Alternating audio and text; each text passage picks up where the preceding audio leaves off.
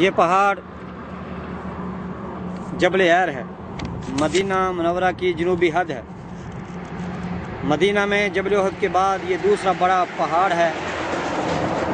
مدینہ منورہ سے مکہ کی طرف روانہ ہوں تو دائیں طرف مسجد میقات ہے اور بائیں طرف یہ پہاڑ واضح نظر آتا ہے۔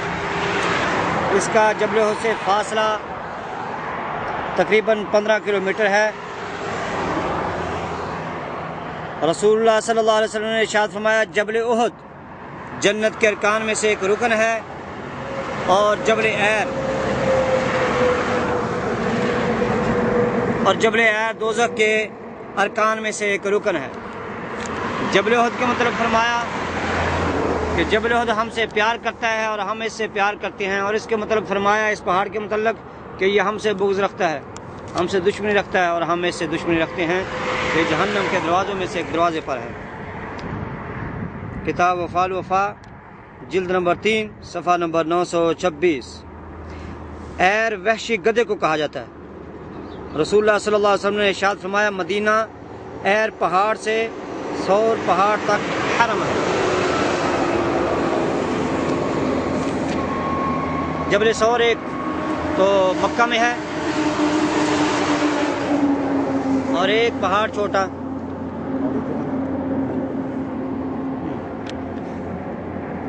اور ایک جبل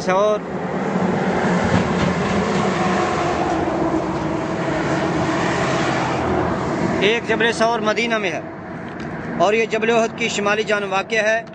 یہ حرم مدینہ منورہ کی شمالی حد ہے۔ وادی عقیق، یہ ساری وادی عقیق ہے۔ جب بارش ہوتی ہے تو یہ وادی پانی سے بھر جاتی ہے۔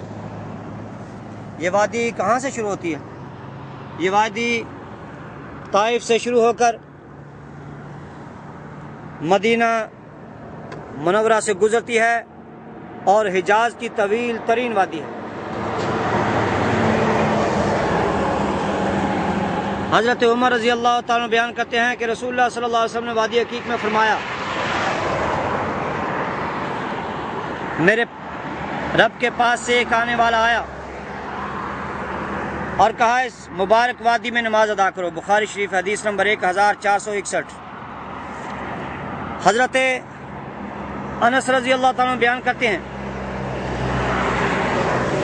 کہ ہم رسول اللہ صلی اللہ علیہ وسلم کے ساتھ وادی عقیق کی طرف نکلے تو ارشاد فرمایا، اے انس، یہ لوٹا لے جاؤ اور اسے اس وادی سے بھر لاؤ، کیونکہ یہ ہم سے پیار کرتی ہے اور ہم اس سے پیار کرتے ہیں۔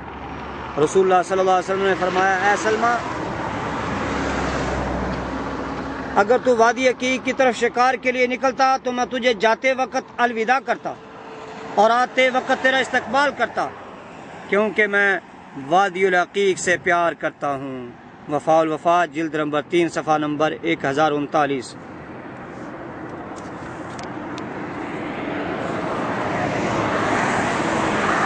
یہ بئر اروا ہے، اروا ابن زبیر۔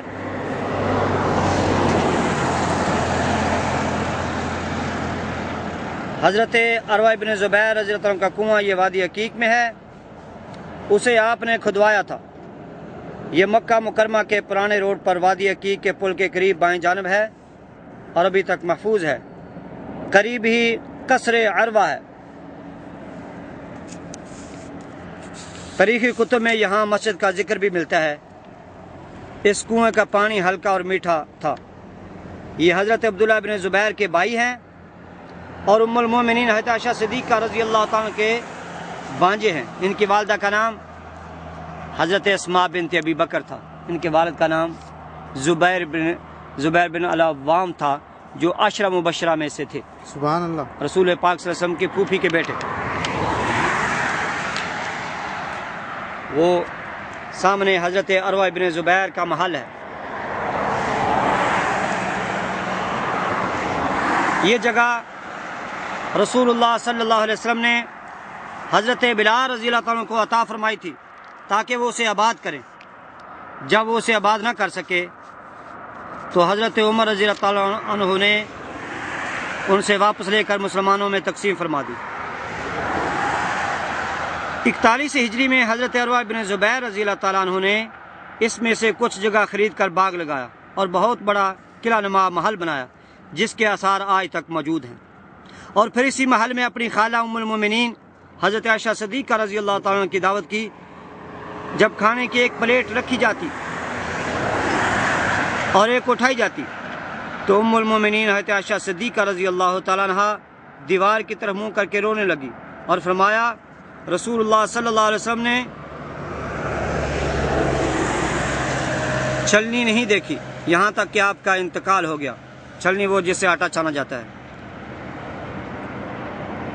حدیث کی کتاب کا نام ہے المطالب العالیہ، رقم حدیث نمبر 3141۔ حضرت عروہ بن زبیر ان کے بھائی تو صحابی ہیں لیکن یہ خود صحابی نہیں، یہ تابعین میں سے ہیں، کیونکہ ان کی ولادت 22 ہجری کو ہوئی تھی حضرت فاروق اعظم رضی اللہ تعالیٰ عنہ کی شہادت سے 1 سال پہلے۔ لیکن یہ بہت بڑے فقیہ اور عالم تھے، مدینہ کے 7 فقہاء کرام تھے جن میں سے یہ بھی ہیں، سبحان اللہ، کیونکہ انہوں نے مکہ میں بیٹھ کر یہ دعا کی تھی۔ حضرت عبداللہ بن زبیر اور ان کے بھائی حضرت مصعب بن زبیر اور یہ عروہ بن زبیر اور عبد الملک بن مروان، یہ چاروں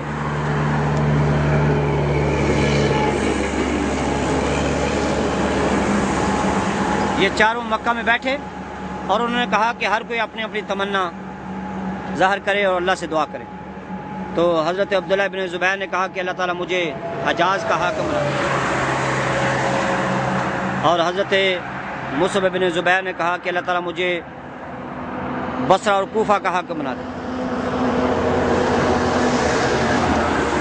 عبد الملک بن مروان نے کہا کہ اللہ تعالیٰ مجھے پوری دنیا کا حاکم بنا دے۔ سبحان تو یہ خاموش رہے۔ انہوں نے کہا کہ اے عروہ آپ بھی کچھ بولے۔